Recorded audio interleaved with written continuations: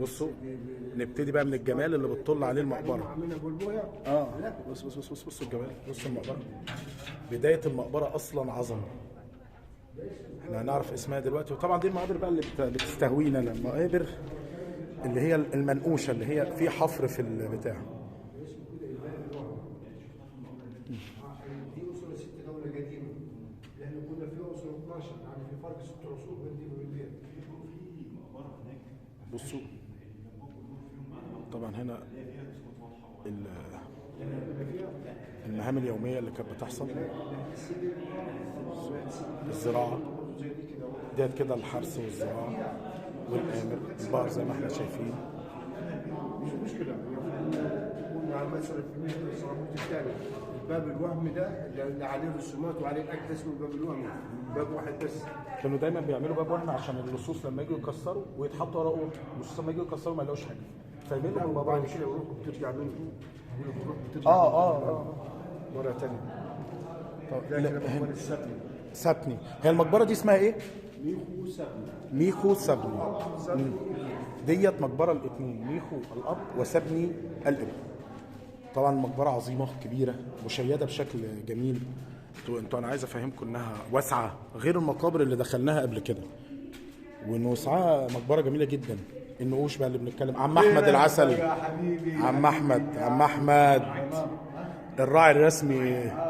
الرجاله اللي معايا يعني تعالوا اسالوا على عم احمد من الاخر، راجل محترم فاهم الدنيا، مش هيوجع دماغكم في جمال الصعايده.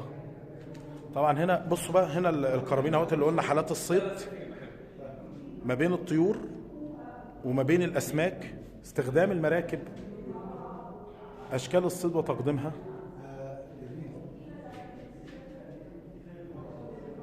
وهنا الصيد بالمراكب بس للطيور النيليه.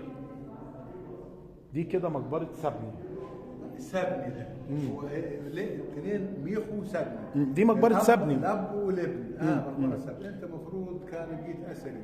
لا والله مش فاضي والله نفسي والله بس مش عارف. كان ضربت. لا اضرب ايه يا عم؟ طيب احسن، ده احنا عندنا في مصر عظماء. الله. تعالوا بقى نكمل، ندخل بقى مقبره ميكو او ميخاو. طبعا الابواب اللي هناك دي اللي هي ابواب المحاريب او ابواب وهميه. تعالوا بقى ندخل على عظمه بتجيب عظمه، بتعمل عظمه من العظمه. بصوا شايفين الجمال؟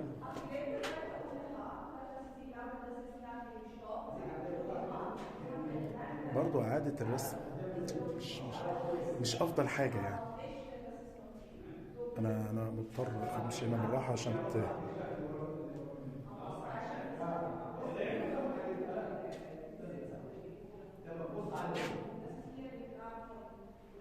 تشوفوا اللي انا بقوله.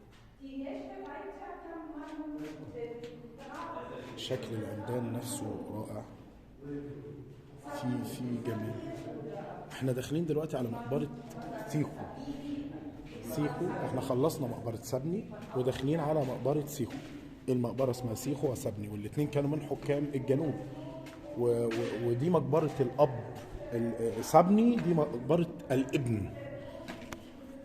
ده الباب اللي المفروض ان الروح تطلع منه ترجع منه يعني.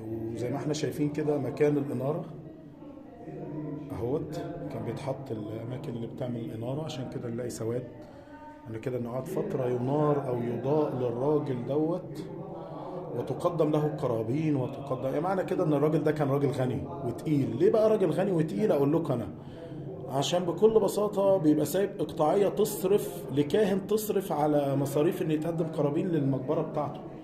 فلما نلاقي نار كتيره معناها ان القرابين دي قعدت تقدم لفتره طويله، في اهتمام بيها. تمام.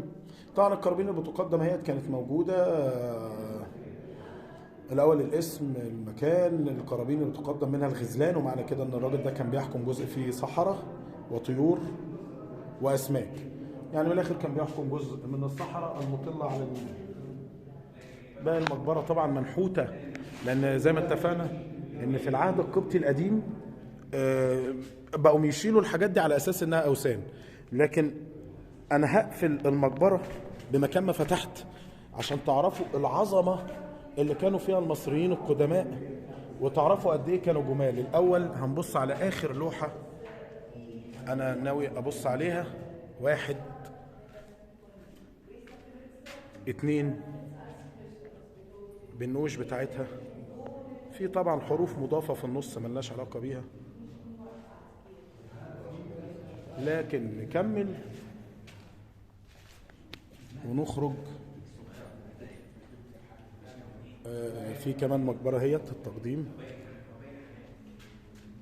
اعتقد دولت انه كانوا زوجاته بيقدموا معاه القرابين. لو دخلنا كده جميل قوي والله، حتى يعني حتى التشكيل جايب شكل سينا والنيل اهو. بس نطلع بقى ونبص البوابه طالعه على ايه. عظمه مصر.